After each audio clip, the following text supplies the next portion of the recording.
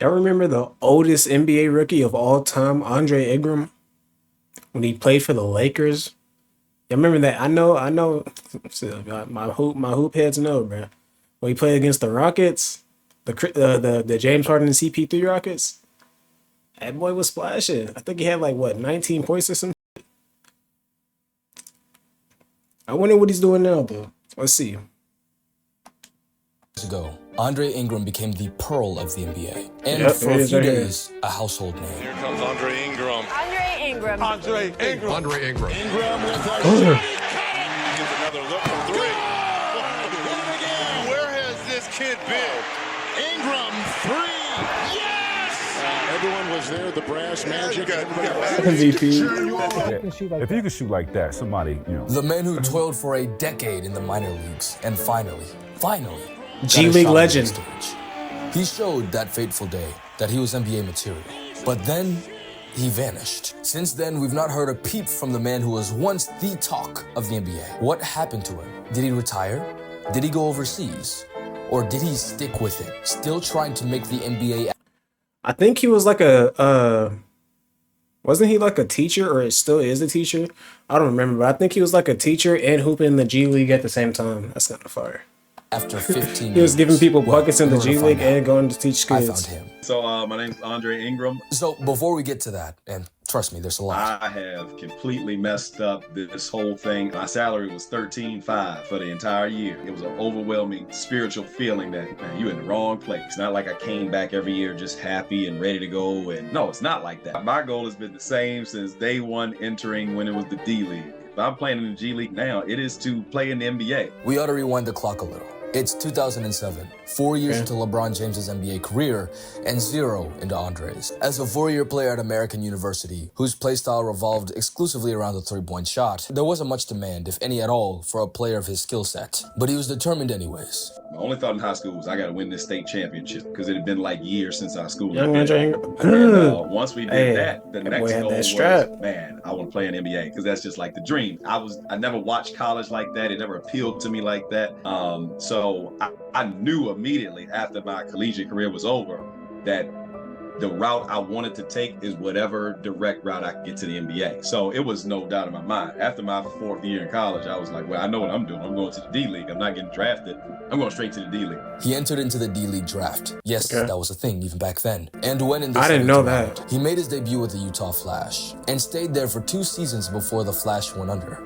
As in, like, went out of business. The D-League at one time was a very volatile place. At this point, Andre's getting calls and offers from teams overseas, from leagues like the NBL and the Euro League. But he turned them all down. When I first entered the D League, people You said would say NBA or nothing. at the most 3 seasons in the I respect D League it. or G League at the most. But I just kept going, man, just because I felt. Oh shit. At first, I felt I was close, and then it was like I had passed up so many offers, I couldn't even get another deal overseas. I had turned down so many. Damn. Andre had made his bed in the D-League, and he couldn't leave it.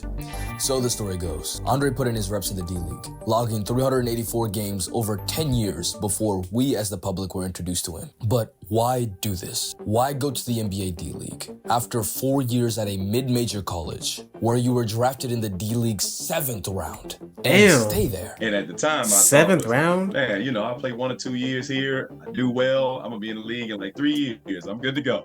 And it didn't happen like Hell that. But I no. mean, that was the thought. It was just the D League is the direct link to get into the NBA. So that's where I'm going. Now, the first thing you might be thinking, how come he didn't just go overseas? He could have made a bag over there, and if he played well enough, he would have been called back stateside.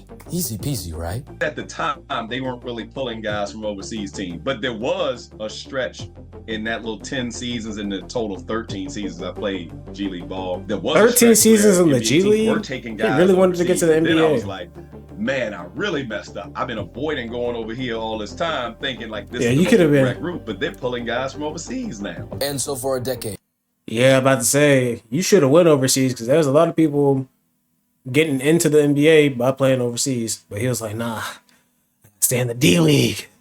Let's get it. 13 years is crazy, bro. 13 years is crazy. Andre bided his time in the D-League, where he eventually became the all-time leader in games played, naturally, and a two-time D-League three-point champion. But it wasn't all peaches and cream. Not by a long shot. It was a handful of times throughout that 10 seasons, a good handful of times where I had to come to a decision point like, man, I have completely messed up this whole thing. I could have been overseas. I could have been made a great career for myself, like people told me to do that. And they were like genuinely looking out for my best interest. It wasn't just like they didn't believe in me. It was just like, man, look, we know you can play. I know what you want, but man, you got a family now, you got a wife, you got kids, man, you can take care of your family just about 3, 4, 5 years overseas, make a career out of it. You may like it. All true statements. This mindset kept Andre for 8 seasons straight, making a salary of less than $30,000 a year playing professional basketball part-time, supplementing that income with math tutoring and basketball skills training, living modestly with his wife Mary Lee and his 2 children, in the hopes of one day being called up to the big leagues. At some point though, enough was enough. Each and every year, there are multiple teams that checked in at the end of the D-League season with Andre. About 6 or 7 seasons in, I used to consistently get offers. Like after the G League season ended, I have calls. Hey, what you doing this year? What you doing this year? We got this team for you. We got Turkey. We got Australia. We got, all of these great European leagues and high-level leagues, And I'm like, nah, I'm good. I think I'm close. By year 7, they was like, we're just going to stop asking. We know he's not coming. At the end of season 8, though, Andre had hit a wall. We had made it to G League finals. This was one of my best seasons. I was shooting over 50% from 3. It was an excellent year. Participated in the three-point contest when we had one. I broke all the records for that, NBA and G League.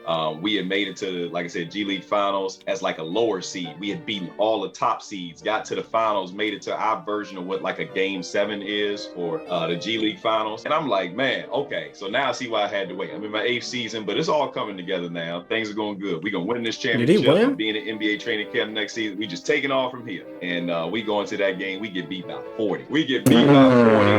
I played.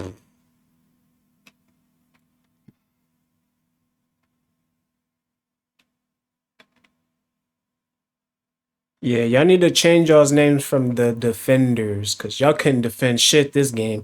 Y'all niggas lost by...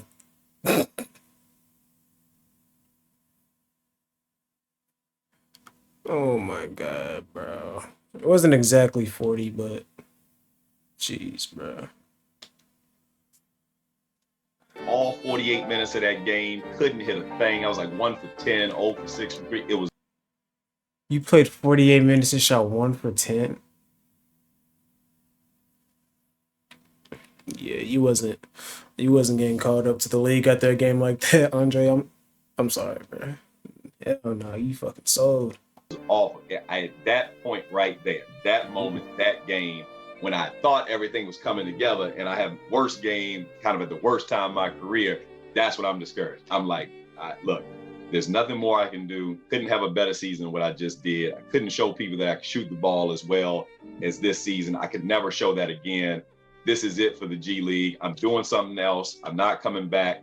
That was it. It was finally time to go make money for his family, to cash in on the talents that he'd been honing for the past 8 years, relentlessly working at his craft. He'd made it, and it was perfect. But it wasn't right. So, Andre went to tell the team manager and coach that he didn't belong. It'd been just 2 games and just 10 days since he'd landed. One of the hardest conversations I had to have was talking to that head coach and GM of that Australian team and, telling them that, man, I do not belong here. How do you tell them that? That they weren't very happy with that conversation. Certainly understandable. Andre bounced back and played 2 more seasons in the D-League until that fateful day. And then everything changed.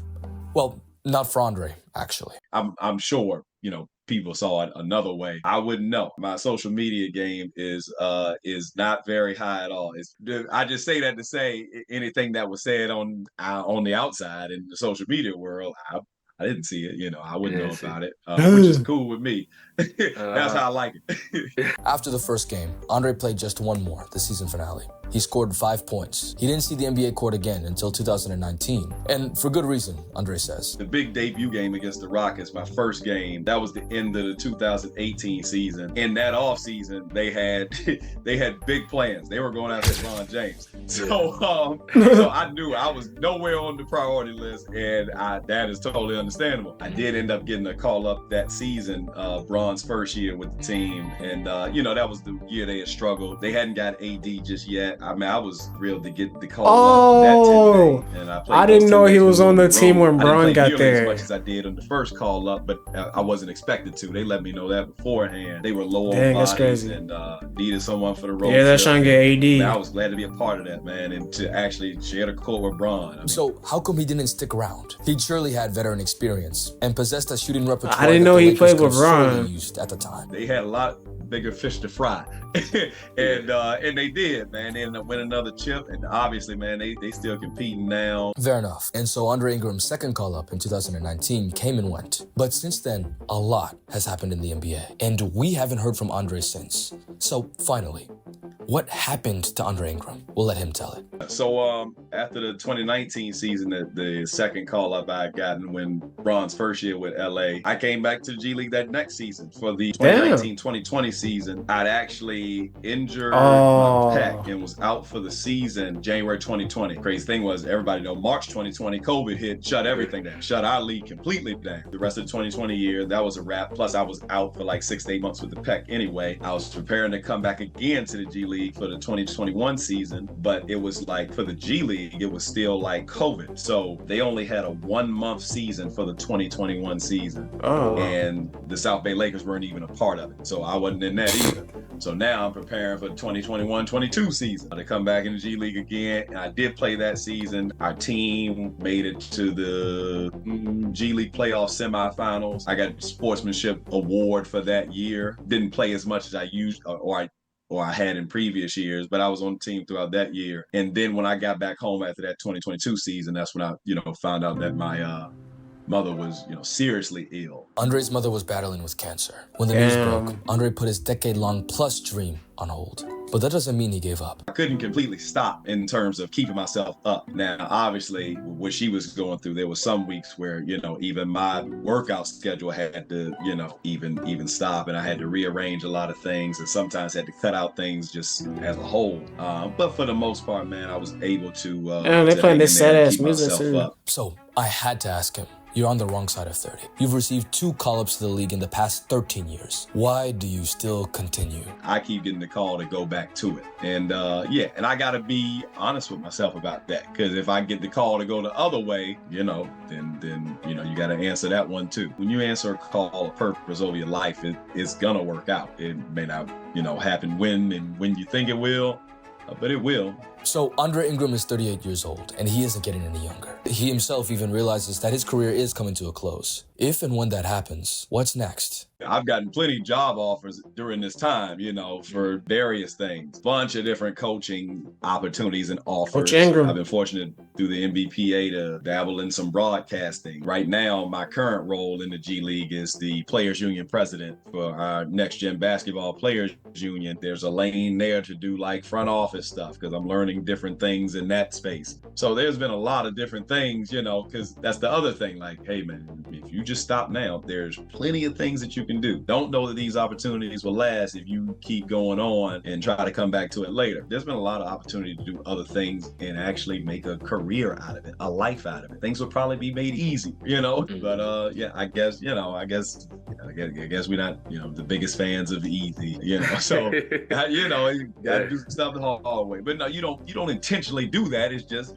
that's just what it is right now. But it's hard sometimes, man. But that's the reality of it. That's just for anybody else that, struggling struggling with the same thing. You see another path that, man, if I just do this, man, things will be a lot easier. You know, like a whole new life, whole new career. But what's the call? What's the call over your life? That's the thing that's going to sustain you. So that when you get in those tough moments, you can still go. Andre spoke a lot about these tough moments, and he's known a lot of them. In his pursuit of a high school dream, he's subjected himself for over a decade to being a part-time professional basketball player, leaving millions upon millions of dollars on the table, to the point where he was fielding not doubts, but concerns from his loved ones. And now, at the age of 38, where even the league's most successful players have already opted for retirement, age.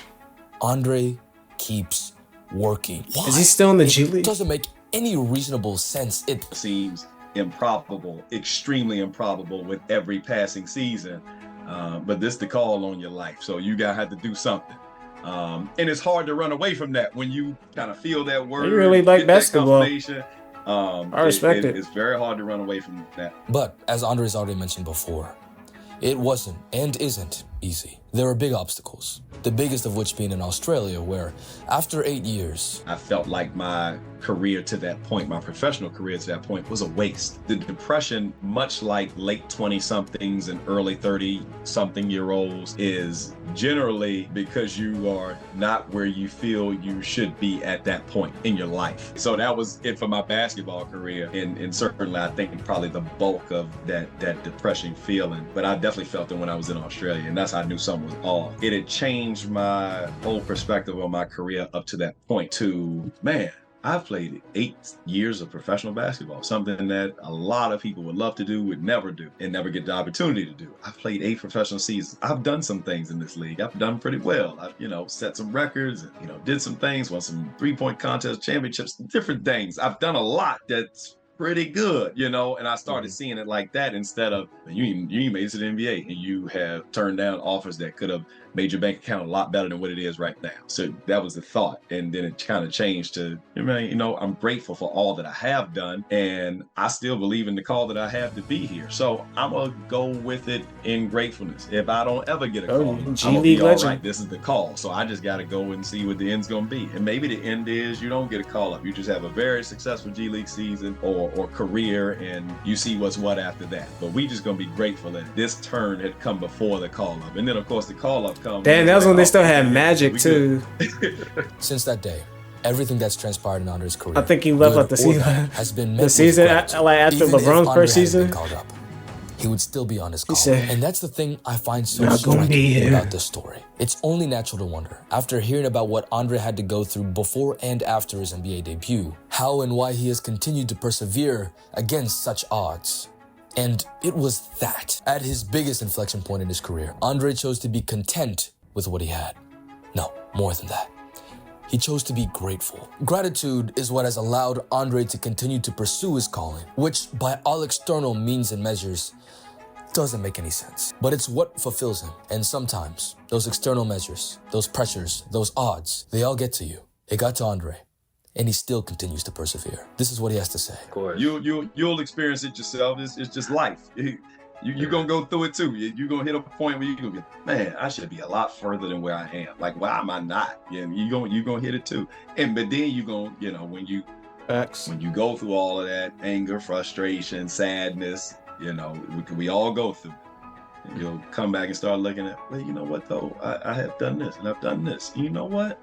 Man, when I look at myself overall, man, I'm proud of myself. You gonna feel it too. So yeah, it just let me be the first to just let you know, and so you can turn that corner quicker to the gratitude. It's hard, man. Yeah, it's hard. We got aspirations, we got goals, we got dreams, and we work hard to do these things. And when it don't happen, it's like, what's going on? Like, I'm doing the right thing. I'm checking the boxes. It just ain't happening.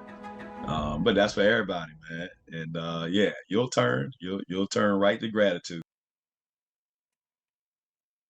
Yeah. Dang, man. Shout out to Andre Ingram, bro. Probably the greatest G League player of all time. Shit, he's the Steph Curry of the G League. No cap. Like, comment, subscribe, all that good shit. I'll see you on the next one. Peace.